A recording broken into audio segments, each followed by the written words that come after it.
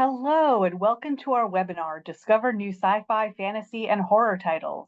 I'm Susan Maguire, Senior Editor, Collection Management and Library Outreach here at Booklist. Before we begin, I'd like to go over some technical details. Today's slide presentation and title list were included in the reminder email you received from Zoom 1 hour ago. To download them, please open that email, scroll to the bottom, and click on the links located there. You can also download the slides and title list by typing the URL on this screen into your web browser. If you have any trouble, please contact us at webinars@booklistonline.com. The audience is in listen-only mode, but we welcome any questions you may have. On the bottom of your screen is a toolbar with a section for Q&A. If you have a question or need technical assistance, simply click Q&A and type your message into the box that appears. We will do our best to respond to all tech-related questions, and we'll pass along all other questions to today's panelists so they can follow up with you after the webinar. Booklist offers closed captioning on all webinars. To enable or disable captions on your screen, please look for and click the live transcript icon on the toolbar mentioned earlier. From there, you can select Show or Hide Subtitles from the menu that appears. If you choose to enable subtitles, you can adjust the size of the captions at any time by selecting Caption Settings. And finally, Booklist expects all participants to maintain an atmosphere of respect and fairness. Anyone who violates this standard of behavior, including engaging in any form of harassment, may, at the discretion of the organizers, be immediately removed. Today, we have the pleasure of hearing from Jolene Bartow, Marketing Director at Dreamscape, MC Smitherman, Sales and Marketing Assistant for CamCat Books, Amanda Cromarco, Associate Director, Library Marketing at Macmillan Library, Melissa Croce, Senior Marketing Manager at Simon Schuster, and Terry J. Benton-Walker, Editor of The White Guy Dies First from Tor Teen. We will kick things off with Jolene Bartow. Jolene works on Dreamscape's marketing team and has the privilege of working on over 1,000 titles a year. Thanks for being here, Jolene. The floor is yours.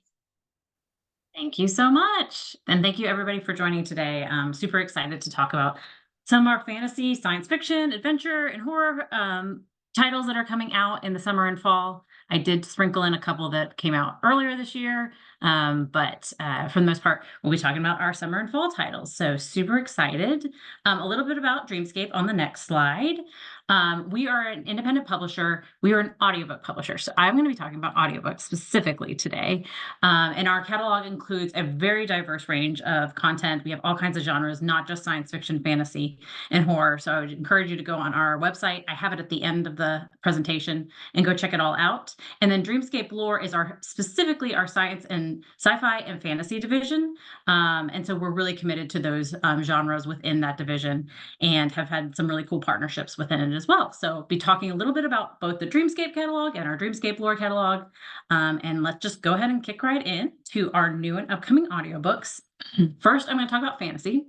So our first title up is Dark Restraint by Katie Robert. This is part of her super popular Dark Olympus series. So these are all standalone books, but they live in the same universe, if that makes any sense. Very heavy romantasy, very rich world building, and each one talks about a different retelling of a Greek myth. So this one is Ariadne and the Minotaur. It follows Ariadne. She betrays her father and also her father's wealthy and dangerous benefactor. So in order to make nice, she agrees to marry Dionysus. But by doing so, she ends up kind of leaving this promised relationship with the Minotaur, who she still wants, who still wants her. So we have this forbidden love triangle within Dark Restraint. Zara Hampton Brown and Alex Moorcock have done all of the entire series. They've narrated it, do a fantastic job. So we're really excited to have them available and doing this next book in the series. Comes out August 6th.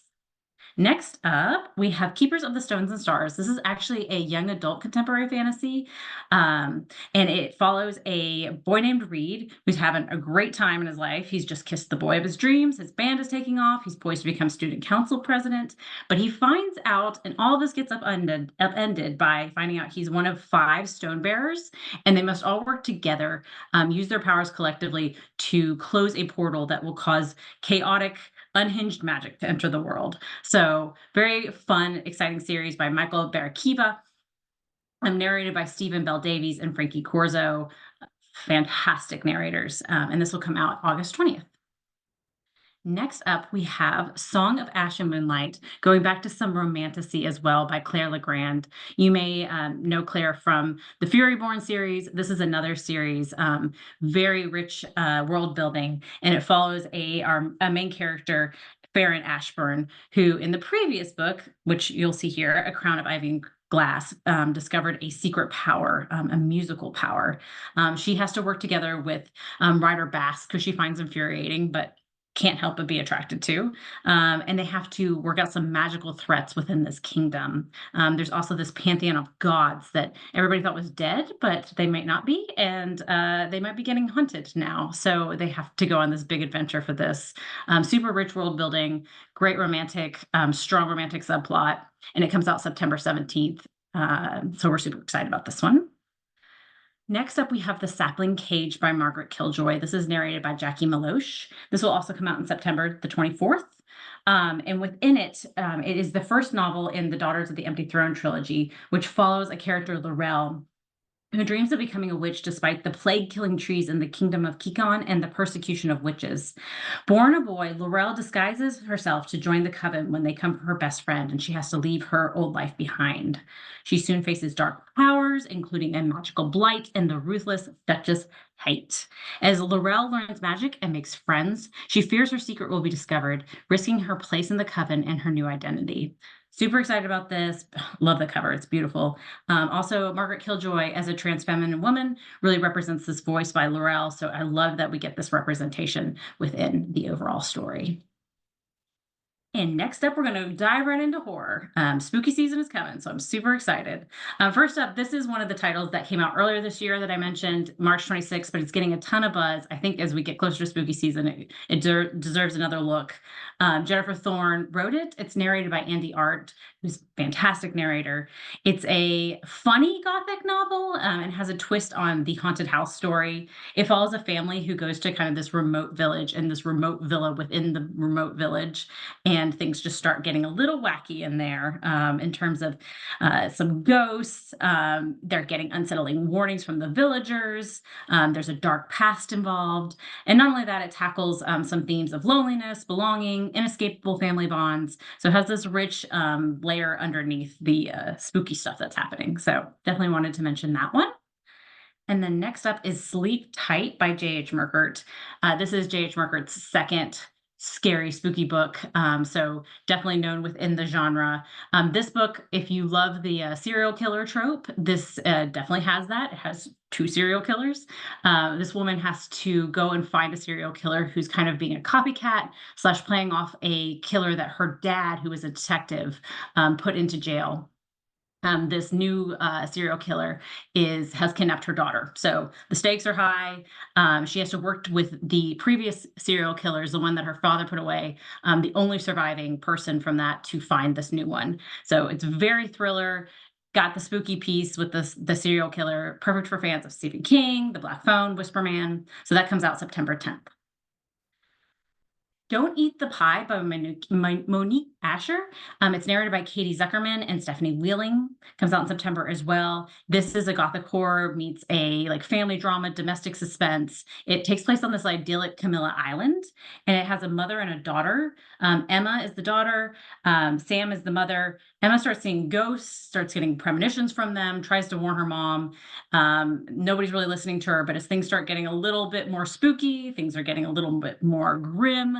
Emma realizes she can't avoid it, and they start uncovering this kind of dark underside of this idyllic little village. So very excited about this one for a horror novel. Jasmine is Haunted by Mark Oshiro. Really excited about this. You may know Mark Oshiro from their work on the Percy Jackson series. The newest one, The Sun and Star, features Mark as the co-author. So people who love that series, I think, will come over to this one. It's a middle grade novel. It's a queer Latinx take on Ghostbusters. So I think that definitely has some appeal there. And it follows a young woman, Jasmine, who is being haunted ever since her puppy died. And so she is trying to figure out why she's being haunted. And as she digs in more, the hauntings keep increasing. So she realizes that she's going to have to not only do the supernatural investigation with her friends, but she's going to have to dig into her family's past. So we get into some of these themes of the intersection of grief and family secrets, and also this fun supernatural plot as well. And then real quick, we're going to science fiction. Is it working? I see all the slides, but I'm not sure if I see the one.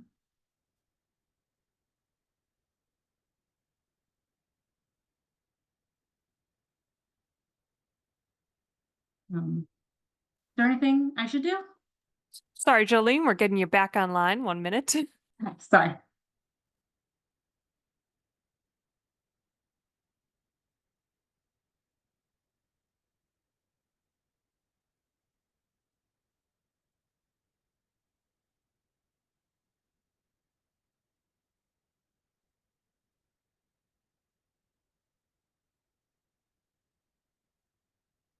First one on that science fiction is the rag picker, if we need to go to a specific slide.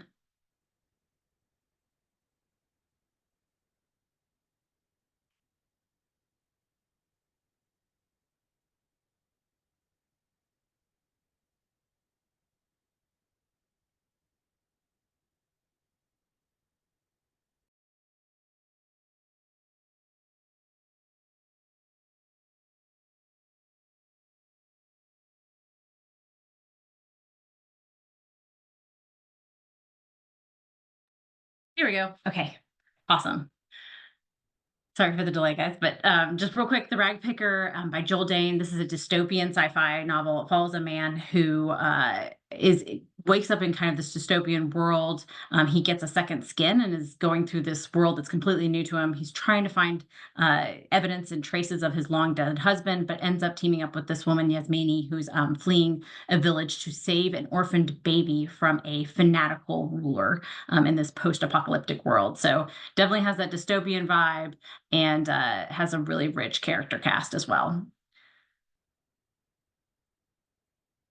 So is The Fortunate Fall by Cameron Reed. This is a near future Russia where AI is kind of really taken over. And this reporter ends up finding this political intrigue, political secrets. So it has all these espionage, political intrigue with like this Blade Runner cyberpunk vibe. And that comes out in August 13th. Next up, we have Final Crucible. This is part of a series. This is the third one in the series. So fans of the Sunken Spaceship series, I would definitely encourage you to check out the series there. But it's a very fun, it's for fans of science fiction through and through, purists. Got spaceships, definitely has all the science fiction tropes that traditional science fiction fans would love. It follows Finn and his crew, who must outmaneuver security protocols to rescue kidnapped allies and confront dangerous outlaws in space and the Ranger Corps space station. So very excited for the third installment of the series. And then next up, I just want to touch briefly on this genre, lit RPG. It's a genre that we are excited to focus and publish within Dreamscape Lore, our sci-fi and fantasy imprint. These titles are becoming increasingly popular. I mean, you think of how RPG has taken off, video games, the whole gaming community, it has a lot of those aspects to it. I put a couple titles on here, new and upcoming titles.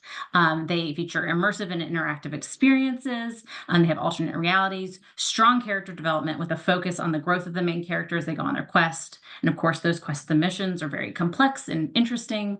They have progression and achievements and very richly developed rules and world building systems. So definitely go check those out. Those are up on our website. Same with Marvel. I think these would be great for people who might be coming back to reading or never really got into reading and want to give it a shot, because these have the characters that they love from TVs and movies, but just have really cool, expanded universes for those characters. And I would love to connect with you guys. The dreamscapepublishing.com for the entire catalog. Would encourage you to go on there. We have about 9,000 titles. Here's all both our Lore and our Dreamscape social media channels. So please connect with us on there. Would love to see you there. And again, here's my contact information. My name's Jolene. I'm on the marketing team. Would love to talk to you about anything and all audiobooks. So thank you all so much. Thank you so much, Jolene. And now we will be joined by MC Smitherman. Maxwell MC Smitherman is CamCat's Sales and Marketing Assistant. With a BFA in theater from CalArts, MC has been involved in the production and telling of stories his whole life. At CamCat, in addition to the work he does for the sales and marketing team, he also consults with the editorial team and serves as a consistent member of CamCat's podcast team. When he's not plugging away at work, you can usually find him listening to podcasts, writing, doing voiceover, or playing as many tabletop RPGs as he can get his hands on. Take it away, MC. All right. Hi there, everybody. As was just stated, my name is MC Smitherman, and like most of us today, I will be talking about some of our upcoming and recently released sci-fi, fantasy, and horror picks, so we can move on to the next slide. First up, we've got A Misfortune of Lake Monsters by Nicole M. Wolverton, a brand new young adult horror novel with a long list of glowing reviews already. A Misfortune of Lake Monsters follows Lemon Ziegler, who wants to escape rural Devil's Elbow, Pennsylvania to attend college, but that's impossible now that she's expected to impersonate the town's lake monster for the rest of her life. Her family has been secretly keeping the tradition of Old Lucy, the famed, very fake monster of Lake Locacoma, alive for generations, all to keep the tourists coming in. Without Lemon, the town dies. But when a very real and very hungry monster is discovered in the lake, Lemon and her best friends are the only things standing between Devil's Elbow and a monster out for blood. The Misfortune of Lake Monsters just released and is perfect for readers who enjoy Harrow Lake by Kat Ellis or The Lake House by Sarah Beth Durst. And at the next slide, keeping up with some of that horror, but moving more towards the sci-fi sphere, is The Building That Wasn't by Abigail Miles, a genre-bending sci-fi thriller. This debut novel features a hefty helping of sci-fi twists and turns, weaving a host of parallel dimensions into one blockbuster of a book. In The Building That Wasn't, we follow Everly Tertium as she is drawn to a mysterious apartment building where she finds herself in a constant state of deja vu and vexed by the strange goings-on within the building, and finds herself within a constant state of deja vu and... wait, I said that already. The longer she stays, the more she's convinced there's more to this building and its inhabitants than meets the eye. She slowly wonders whether or not she's trapped there, and if she is, would that be such a bad thing? The Building That Wasn't also just released with loads of great reviews and is perfect for sci-fi readers and fans of This Is How You Lose the Time War by Amal El-Mohtar and Max Gladstone. We can hit the next slide. Next up, we have The Mechanics of Memory by Audrey Lee, another debut sci-fi thriller that explores the connections we have with people we love and whether or not those connections can live beyond memories. Ultimately a love story, The Mechanics of Memory follows Hope Nakano as she struggles to recall anything about the past year of her life, with supposed help from Copeland Stark at their new flagship facility. But after every procedure, clues erode Hope's trust in her own memories, and as inconsistencies mount, her search for answers reveals a much larger secret Copeland Stark is determined to protect. For readers who enjoy Things We Do in the Dark by Jennifer Hillier, The Mechanics of Memory hits shelves on August 27th, so get ready to... Sorry, I forgot what I was talking about. Oh, that's right, our next slide. Featuring Touch of Death by Taylor Munsell, a witchy young adult fantasy debut where Pushing Daisies meets Sabrina the Teenage Witch. With just a touch, George experiences a person's future death. High school is hard enough, but 16-year-old death witch George Colburn can't seem to catch a break. Even the ghost of the recently deceased popular girl in school won't leave her alone. Things get even worse when she bumps into the new student and witnesses his death at her hand. With an LGBTQ crush that could never blossom into a relationship due to her powers and everything else she has going on, George must face her fears and learn to embrace her powers to unlock the secret of her magic before blood stains her hands. This stunning new YA title is racking up reviews like nobody's business and will be in the hands of readers on September 17th. Hit the next slide. And continuing on with young adult adventures, we have Hunter Lore by Dana Clare, where teen wolf meets supernatural and werewolves descend on Falkville Falls in the sequel to Hunterland. If you're looking for an urban fantasy adventure, this should definitely be your next pick, because for Liam Hunter, monster hunting is a way of life. But when campers are murdered in the woods, their hearts ripped from their chests, Liam finds himself facing the most terrifying adversary yet, his own mother turned monster. Together, Olivia and Liam must survive the deadly game of cat and mouse, or else risk becoming victims in a world where monsters are the hunters. Releasing on September 24th, Hunter Lore is a killer sequel to Hunterland, the winner of the Ippy Gold Award for YA Fiction Fantasy 2024, so get your shelves ready. And hit the next slide. For readers looking for an adventure back on the thriller side of things, we have another sequel in the form of The Registration Rewritten by Madison Lawson, the follow-up to The Registration. Fans of fictional dystopias will love this return to form as we continue the adventure of Linnell as she struggles to fill her new role as the heir and leader of the Registration, the very system that aimed to kill her. She must convince the Registration Committee and the country's oligarchs that she can fill her uncle's shoes, while simultaneously proving to the country's largest rebel group that she is nothing like her uncle. A ticking clock enters play, and Linnell has mere days until the committee announces a policy change that will increase the Registration's lethal power. With friends far and few in between, and knives hidden behind every back, The Registration Rewritten proves to be a perfectly executed sequel to the critically acclaimed The Registration, and is available on the 1st of October. The next slide. Swinging back into the YA sphere, we have a contemporary fantasy with romance, Greek mythology, and repeating lives in librarian Lindsay K. Bandy's Inevitable Fate. In this fantastical journey, Evan Kiernan finds his life rapidly changing as he's accepted to NYU's Promising Young Artist program for his senior year of high school, and stumbles into the girl of his dreams, literally. The eerily familiar green-eyed girl has appeared to Evan in visions, and now she's real.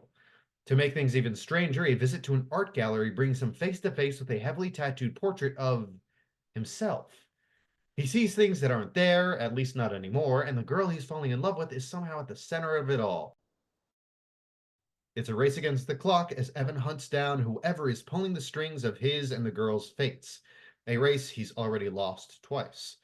Inevitable Fate packs a whole lot of fun, romance, and a little bit of seasonal spookiness into its October release, and is perfect for readers who enjoy Strange Unearthly Things by Kelly Krieg and The 100 Loves of Juliet by Evelyn Skye. Hit the next slide.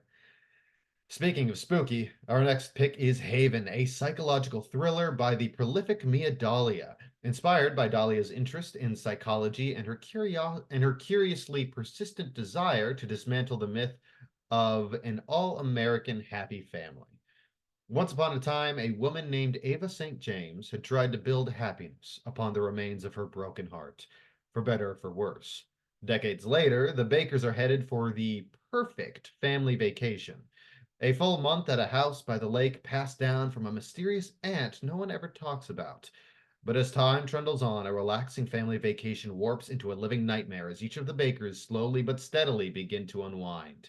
This slow burn horror novel is oozing with mystery, drama, and tough-to-love yet entirely human characters. Pick this up for a Halloween read when it releases on October 29th. Next slide. And finally, our last upcoming sci-fi release of the year is Ageless by Renee Schaefer, where the age of Adeline meets science fiction in this epic debut. Published posthumously, Ageless was a labor of love for debut author Renee Schaefer, who poured much of herself into the story. In this sci-fi epic, we follow Nasa Nolan, a happy child in 1850s Philadelphia until tragedy strikes. Alone and heartbroken, she's thrust into an immortal life she never bargained for or imagined. Nysa spends the next few centuries on Earth and beyond, despite desperate to learn about her condition. On her journey, though, she comes to learn that trusting the wrong people is a mistake, and her immortal life enters a new chapter she never anticipated. Perfect for readers who enjoy The Age of Adeline, Life After Life by Kate Atkinson, and Once Again by Catherine Wallace Hope. Ageless releases in trade paperback on December 3rd. You can do the next slide. And then here we also have a quick sneak peek at our upcoming 2025 releases, including titles that introduce us to new worlds, such as A Dagger of Lightning by award-winning author Meredith R. Lyons, and titles that are the conclusions of trilogies, such as They Played Their Role by Elijah Menchaca and Queendom Come by Jordan H. Bartlett. You can do the next slide. We also have little tidbits from some of our recent releases, which, if you've attended recent Booklist webinars CamCat's been present at, I'm sure you've heard of already. If not, though, we can go to the next slide as well. I can say that there are some real gems here, such as the award-winning Girl in the Corn series, Ghost Tamer, and The Woodkin, to name a few. And we can hit the next slide because that, or no, the next one after that. My bad. There we are. And that brings us to the end of CamCat's presentation. You can find us on Edelweiss for catalogs and e-arcs, and although we are distributed by IPG, you can pick up our books at your favorite wholesaler. For any questions or inquiries, you can reach out to me or the other members of our marketing team, Laura Woofit and Abigail Miles. Thank you all so much for sticking with me. I've been MC Smitherman, and I hope you have a great rest of your day. Thank you so much, MC. We'll now hear from Amanda Cromarco. Amanda is the Associate Director of Library Marketing at Macmillan. After saying farewell to her home state of Georgia and attending NYU's Summer Publishing Institute, Amanda joined the library marketing world and never looked back. A longtime lover of libraries, Amanda loves to share her passion for all things fantasy, sci-fi, romance, and horror, but she'll read anything that comes with a good recommendation. Welcome, Amanda. Thanks, Susan. Like she said, I'm Amanda Camarco with Macmillan Publishers. I'm just gonna go into some quick housekeeping. Here are all the places you can find us on the internet. Definitely follow us or sign up for our newsletter to stay up to date on all of the great news and activities from the MacLib team.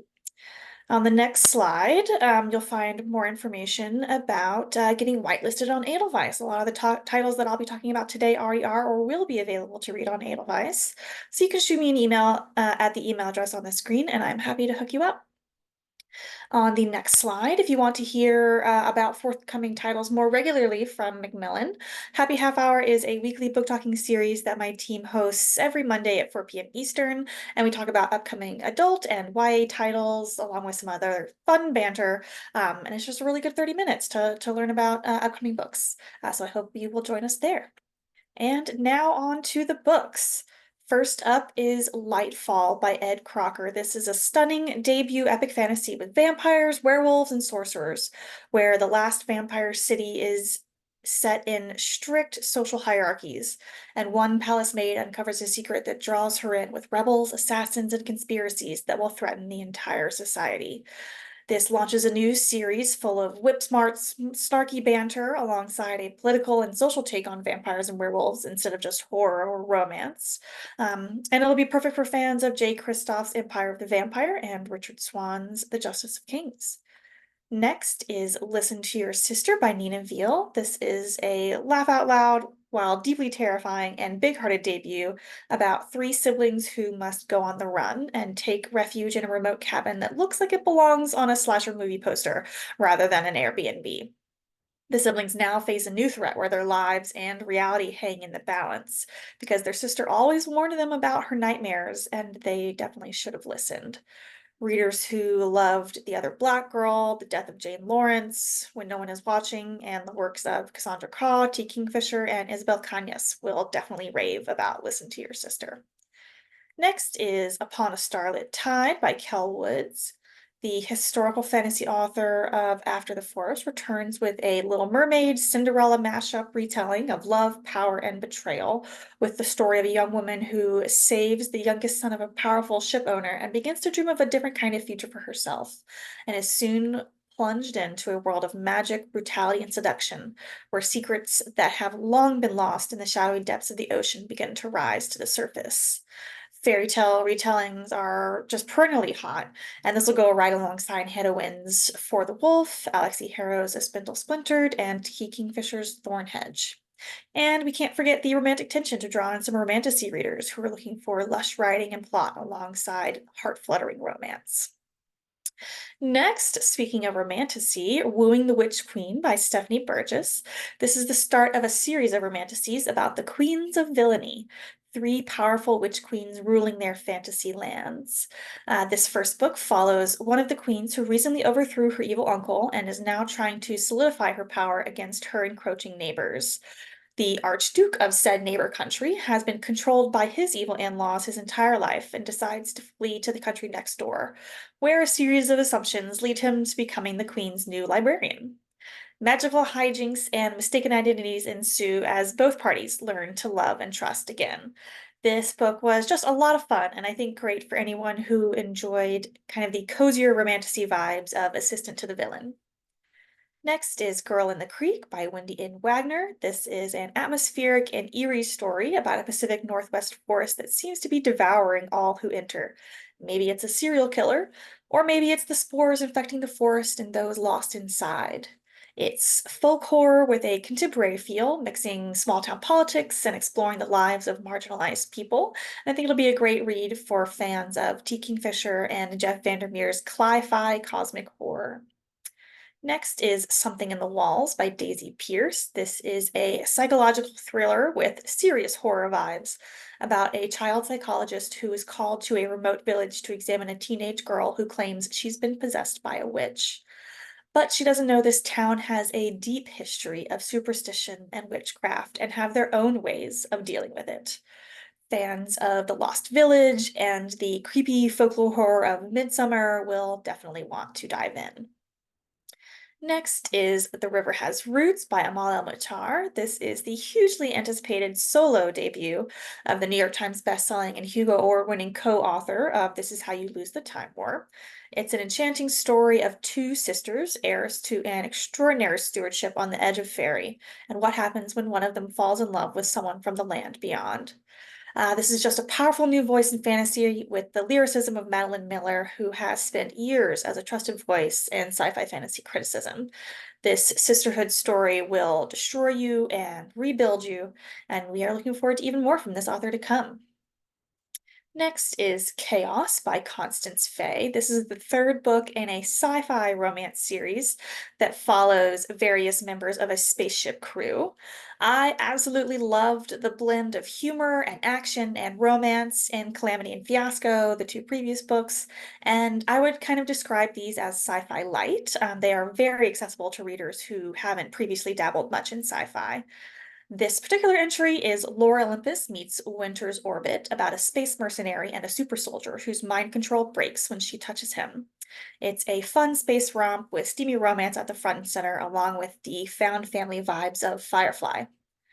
Next is The Haunting of Room 904 by Erica T. Worth. This is a paranormal thriller that is as edgy as it is heartfelt and simmers with intensity and longing about a woman who uses her ability to speak with the dead to learn the truth about her sister's death. And this leads her to a landmark Denver hotel where every few years a girl is found dead in room 904, no matter what room she checked into the night before. As she tries to understand these disturbing deaths, the past and the present collide as her investigation forces her to confront a mysterious and possibly dangerous cult, a vindictive journalist, betrayal by her friends, and shocking revelations about her sister's life. The author's previous novel, White Horse, was a Target Book Club pick and a Goodreads Award finalist. And with this book, she's really established a gritty, kind of punkish voice while writing creepy, captivating horror thrillers that are also deeply emotional and teeming with personality. Next, now for something on the cozier side, Murder by Memory by Olivia Waite is a sci-fi ode to the cozy mystery and is a memory called Empire meets Mrs. Marple as murder sweeps through a luxurious interstellar passenger liner. The author also writes queer science fiction, fantasy, historical romance, and essays, and her Feminine Pursuits series received tons of starred reviews and praise. So this new sci-fi cozy will be perfect for fans of the plot-twisting narratives of Dorothy Sayers and Anne Leckie. Next, Where the Axe is Buried by Ray Naylor. Here he returns with a high-tech sci-fi thriller about a crew of rebel spies and scientists on a mission to thwart a tyrannical autocrat. Naylor's previous book, The Mountain in the Sea, won Best First Novel at the Locus Awards, was a finalist for the Ray Bradbury Prize and the Nebula Award, and was named a Best Book of the Year by the New Yorker and the London Times. And if there's anything that Ray knows more about than octopuses, which was the subject of that previous book, it is Russia. He has spent his whole career in the Foreign Service, mostly in Eastern Europe. He has seen everything and knows everything, and his expertise really kind of makes this book hit even harder. Next is Firebird by Juliet Cross. This is a steamy, dangerous shapeshifter romantasy, the start of a new series that is very Fourth Wing meets Game of Thrones, where dragons rule Rome and a young woman and a Roman general are embroiled in secrets, betrayal, and prophecies. This is the kind of dragon shifter romance that Pern readers have dreamed of for decades. And at a 4 out of 5 on the heat scale, it is sure to be hot, hot, hot. And my next slide, this is kind of a collection of some fan favorites that we have also coming out this fall. The first one is The Courting of Bristol Keats by Mary E. Pearson. It's a new romantasy from a best-selling YA author making her first break into the adult books world. A woman discovers her parents may have come from the world of the Fae, and that her father, who she thought died in a hit and run, may have actually been kidnapped and taken back to that world. Desperate to save her father and find the truth, she journeys to a land of gods and fae and monsters. The author joined us at ALA Annual just a month ago, and there were just so many fans who were excited to meet her, so I know this one's going to be big. The Songbird in the Heart of Stone. Macmillan is all in on the Carissa Broadman's Crown of Nyaxia universe. I was a big fan of The Serpent and the Wings of Night and The Ashes of the Star-Cursed King, and this book takes one of my favorite side characters on an adventure of her own. It is full of vampires, gods, secret plots, and forbidden attraction. And I would say this series is probably my top recommendation for any fans of Jennifer Armentrout or Sarah J. Maas, and we'll have even more set in this world to come. And of course, you can't talk about fantasy without talking about Brandon Sanderson. I'm so excited for Wind and Truth, which is the long-awaited explosive climax to the first arc of the #1 New York Times bestselling Stormlight Archive. So lots of fans will be excited about that one. And then on the next slide, that is it for me. Here's all of our information once again. Please feel free to reach out if anybody has any questions. And thank you so much for joining us this afternoon. Thank you so much, Amanda. Our next presentation will come from Melissa Croce. Melissa is the Senior Marketing Manager for Adult Library Titles at Simon & Schuster. She's been with the company since 2020, and when she's not reading everything from romance novels to poetry to narrative nonfiction, she likes to root for her many favorite hockey teams, play D&D, and watch K-dramas. Thanks for being here, Melissa. The floor is yours. Hi everyone, my name is Melissa Croce. I am the Senior Marketing Manager for Library Titles at Simon & Schuster. Sorry I couldn't be here to present live with everyone. While you're listening to this, at the moment I will be cruising towards Alaska, hopefully seeing lots of whales. But thank you for being here and thanks for listening. So let's get started. I'm going to be presenting titles by genre. So first up we have science fiction. Skyful of Elephants by Sibo Campbell. One day, a cataclysmic event occurs. All of the white people in America walk into the nearest body of water. A year later, we find Charlie Brenton, a black man living in an entirely new world. In the old world, he was serving time in prison under a wrongful conviction. And in the new world, he's a professor of electric and solar power systems at Howard University. One day, he receives a phone call from someone he wasn't even sure still existed. His mixed-race daughter, Sydney, a 19-year-old left behind by her white mother and stepfamily. Traumatized by the event and terrified of the outside world, Sydney has spent a year in isolation in Wisconsin. Desperate for help, she turns to the father she never met, a man she's always resented. Sydney and Charlie meet for the first time as they embark on a journey across the truly post-racial America, south towards the Kingdom of Alabama, in search of answers. But neither of them are prepared for the new world and how they see themselves in it. Everything Charlie and Sydney thought they knew about themselves and the world will be turned upside down. Ultra 85 by Logic, from #1 New York Times bestselling author and rapper Logic, is his return to fiction with a gripping and propulsive sci-fi novel. In the year 2115, when the Earth is no longer inhabitable, the remainder of humanity lives in Babel, a giant space station. Two pilots, Quentin and Kai, must find the planet Paradise, where only the most promising citizens are allowed to live. On their journey, the two encounter Quentin's estranged father, who left Babel for Paradise when Quentin was a child. and they discover just how different paradise is from what they imagined and how they must change it for the better. We Lived on the Horizon by Erica Swyler. Stepping ahead into 2025 titles, the acclaimed author of The Book of Speculation returns with an engrossing new novel. The city of Bulwark is aptly named. It's a walled city built to protect and preserve the people who managed to survive a series of great disasters. Bulwark was founded on a system where sacrifice is rewarded by the AI that runs the city. Over generations, an elite class has evolved from the descendants of those who gave up the most to found mankind's last stronghold, and these people are called the Sainted. Saint Anita, long accustomed to luxury, feels the end of her life and decades of work as a bioprosthetists approaching.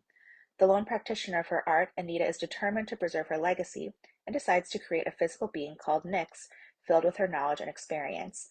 In the midst of her project, a fellow Sainted is brutally murdered, and the city AI erases everything about the event from its data.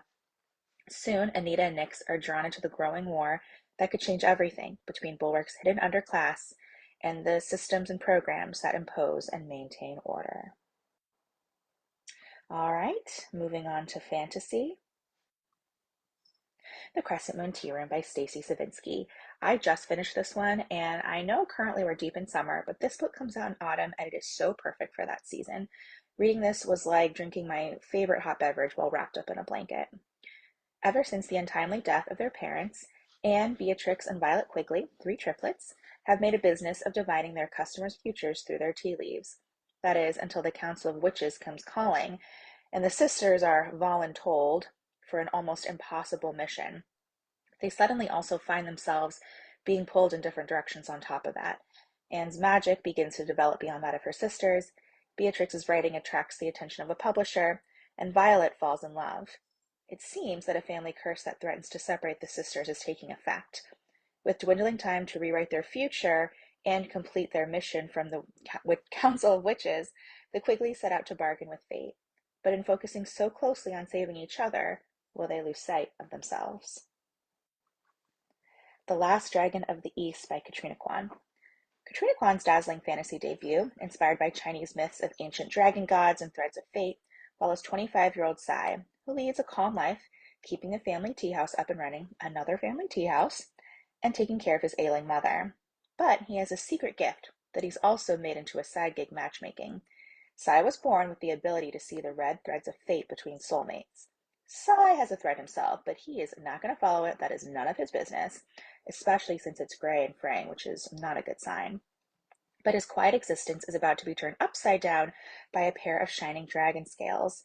When his mother doctor sells them to him, claiming they work as a miracle cure, Sai is pretty sure he's being scammed, but he takes the scales anyway. When the medicine actually works, and the terrifying ruthless emperor catches wind, Sai is thrust into the search for a dragon long thought extinct that will lead him into the throes of a brewing war and deep into foreign lands.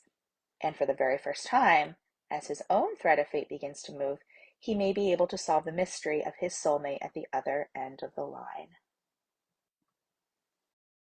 The West Wind by Alexandria Warwick. This is the second book in the Four Winds series.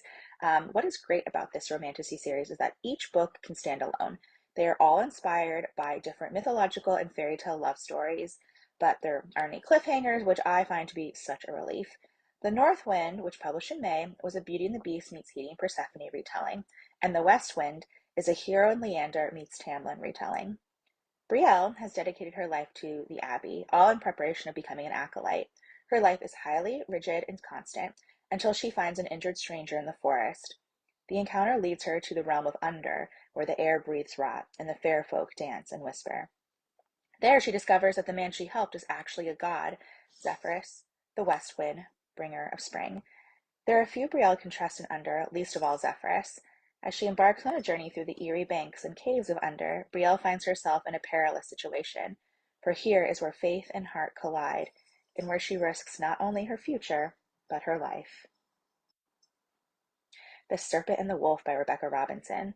I'm reading this one right now, and I will say that this is a more typical fantasy series. I believe that this will be a duology, although don't hold me to that. You know how things can change, but I already can't wait for the second installation.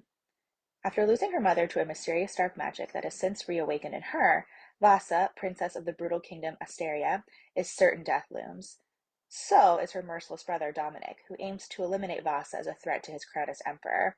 In one last political scheme, he marries her off to Reed of Mira, a ruthless foreign ruler, in hopes that Dominic can use her death as a rallying cry to finally invade Reed's nation. All Vasa has to do is die, but she's desperate to live.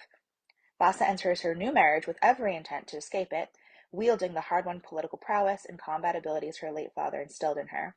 But to her surprise, Reed offers her a deal. Help him rise and retain power, and she can walk free. In exchange, he will share his knowledge about the dark magic running through her veins and help keep it at bay. This proposal might be too good to be true, but Vasa's desperate. She has no other choice. And Vasa and Reed's undeniable attraction threatens to break the rules of their arrangement.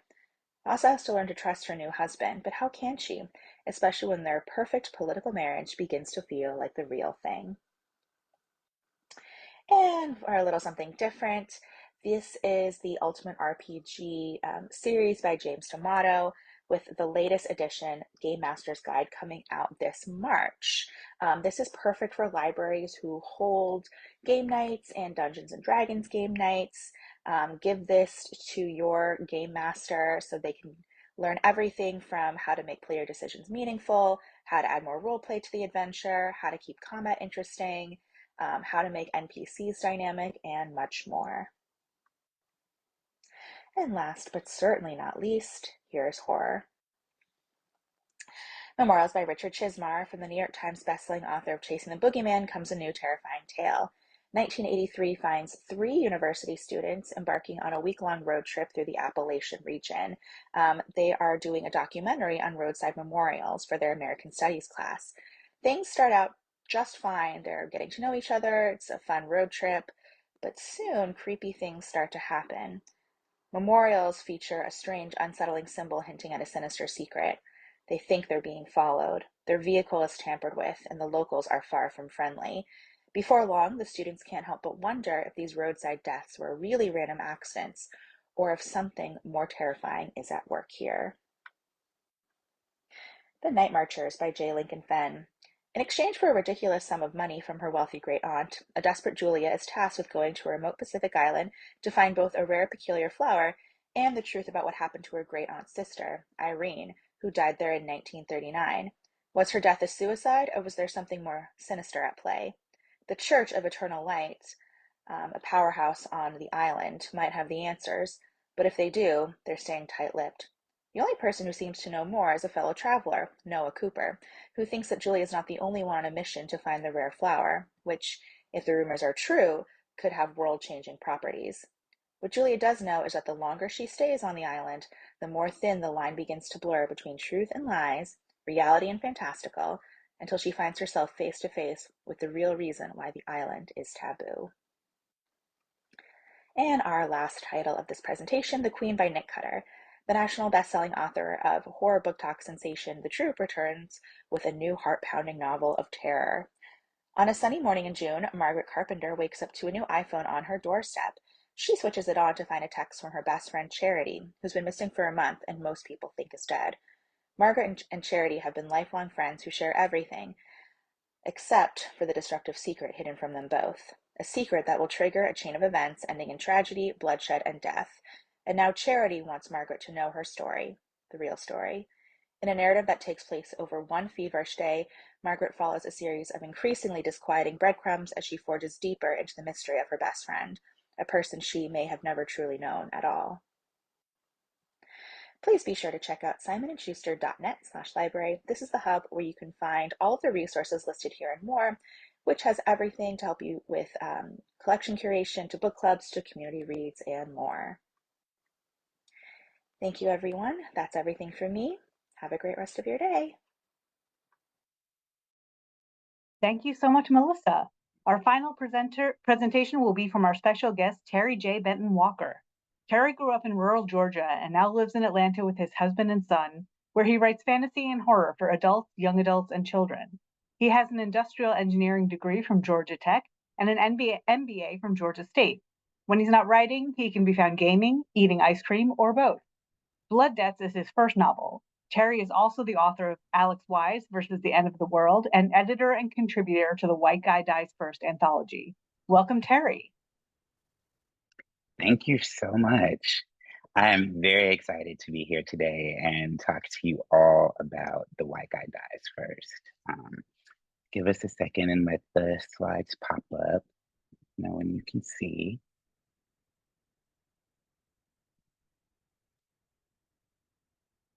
All right, are we good? Can everybody see the, hold on. Sorry, I started at the end. All right, can everybody see? Okay, great. So I'm Terry J. Benton-Walker, and I'm super excited to talk to you all today about The White Guy Dies First, a project that I am very proud of and very excited about. But first, I want to introduce you to me. I am the author of the young adult contemporary fantasy series Blood Debt, and I am also the author of the middle grade contemporary fantasy series Alex Wise versus the End of the World. And I'm the editor and contributor of The White Guy Dies First, the title that I'm here to talk to you more about today. I live here in Atlanta, Georgia, and I'm a graduate of Georgia Tech and Georgia State University. I'm an avid gamer and a staunch advocate for ice cream, Vice, and Excel spreadsheets. Like, seriously, I do everything in Excel to the point where I was planning a game night one time, and everybody was so impressed at the fact that I used an Excel spreadsheet to determine how many pizzas I needed to order, how many wings I needed to order, how many drinks I needed to get, and we had nothing left over at the end. So thank you, Excel spreadsheets. And you can come hang out with me on Twitter at TJ Benton Walker or on Instagram or TikTok at Ice Cream Bites Board. And I like to think that I'm a lot of fun online, so come hang out with me, especially if you like what we talked about today and you want to get like the inside scoop on writing tips and upcoming projects. Come hang out with me. And you can find out more information about me and my books at tjbentonwalker.com. And I'm also available for school visits. I know we have a lot of educators and librarians on the webinar today. So go to my website and there's a specific page on there for school visits where you can find out more information about that and reach out to me for an official inquiry. So I want to talk to you a little bit about the inspiration for The White Guy Dies First. So I have always loved horror, always been a fan of horror since I was a small kid, but that has been a genre that historically hasn't always loved me as a Black man and as a Black queer man. However, recently, I feel like horror has been having a bit of a resurgence, not just for everyone, but also specifically for people of color, especially with creators like Jordan Peele, Misha Green, and Guillermo del Toro rising on the scene and just creating some of the most impactful horror stories we've had in a while.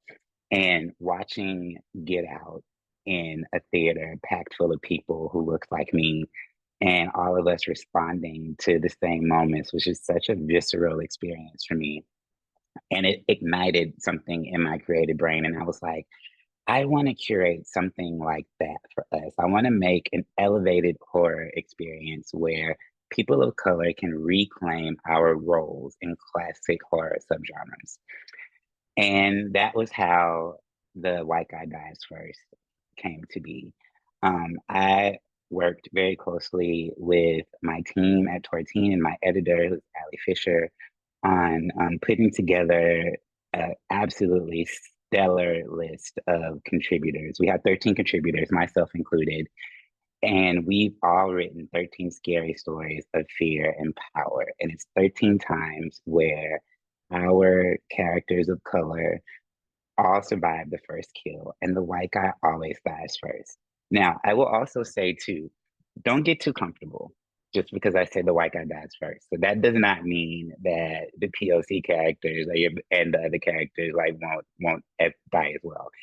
I think that you will find that there's a good mix here of stories, all the way from the range of ones that end with the message of hope and ones that end that will leave you absolutely and completely disturbed.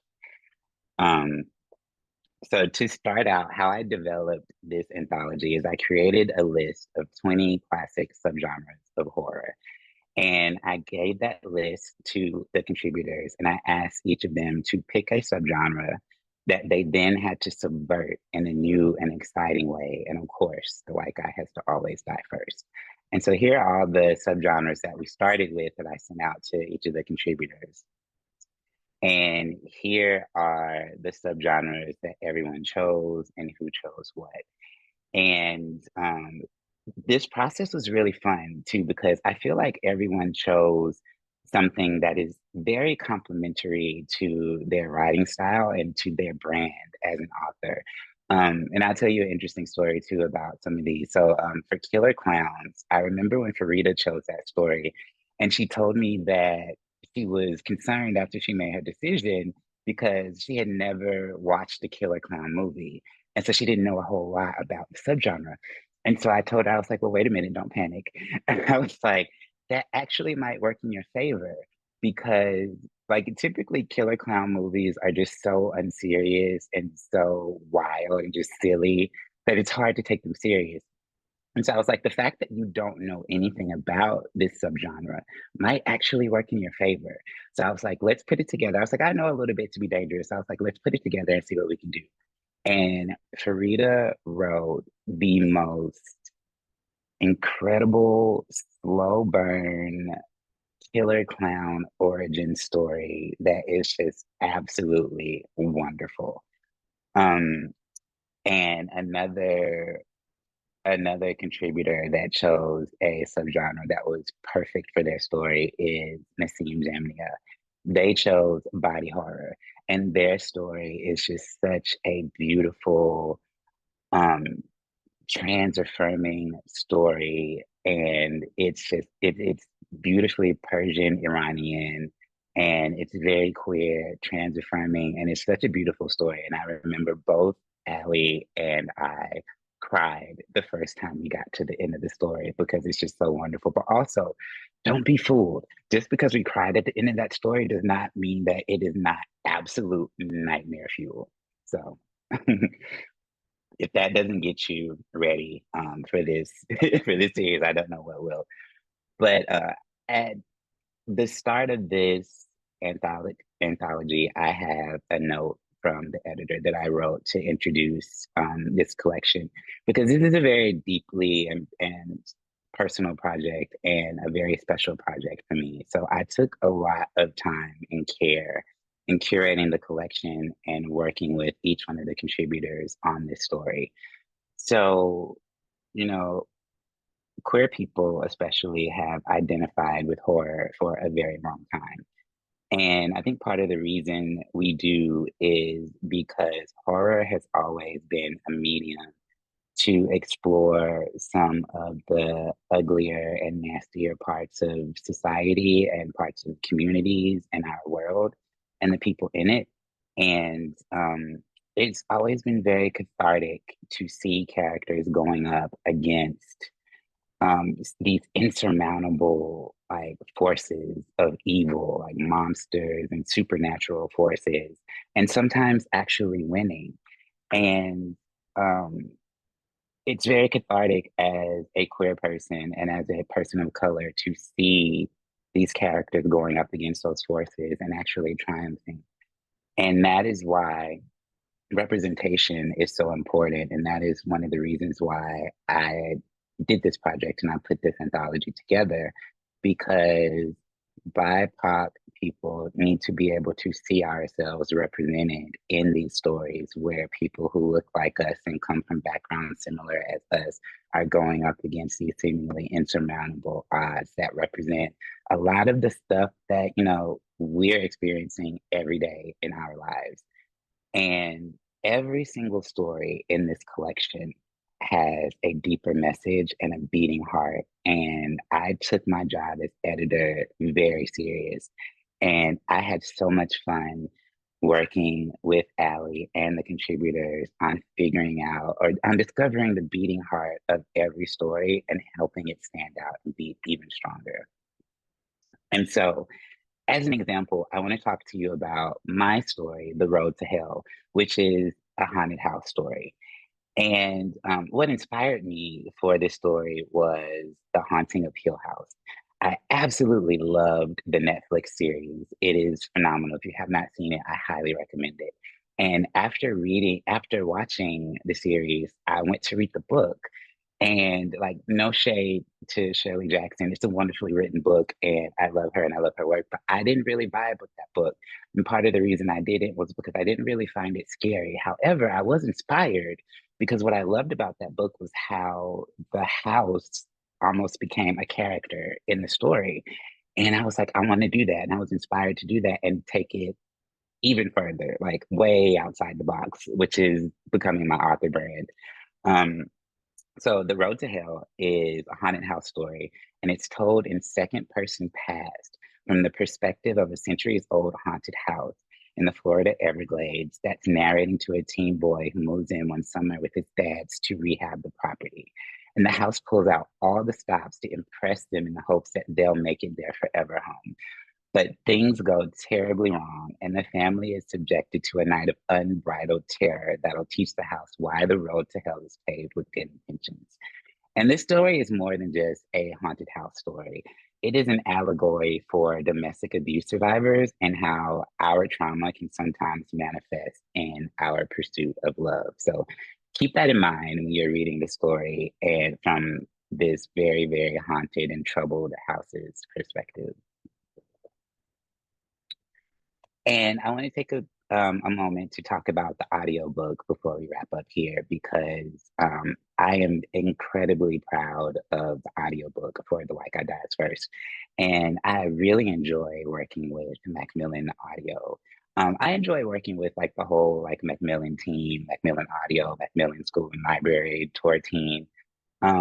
Just because it's so amazing as a queer author of color to one, get the chance to work with some of the best and brightest people in the publishing industry, but also work with people who allow me to be myself and to who see me and support me the way that they do. And this audiobook and this whole project, but specifically this audiobook, is an example of that. And it is just absolutely immaculate. It is narrated by a full cast, and if you listen to the audio, you get to hear me as well because I get a chance to narrate the editor's note as well as the acknowledgments. And that is it for me today. Thank you so much for having me and allowing me to introduce you all to myself and to The White Guy Dies First. And I really, really hope you enjoy it. Happy scary reading. Thank you so much, Terry. I am both scared and excited to read The White Guy Dies First. And a huge thank you to all of today's wonderful panelists. Tomorrow, all attendees will receive an email containing links to today's video recording, slide presentation, title list, and a certificate of completion. For more about Booklist webinars, be sure to visit booklistonline.com/webinars,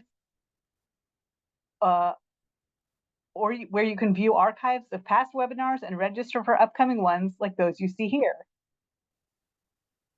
Whether you're traveling overseas, across the country, or via armchair this summer, we have your next beach read.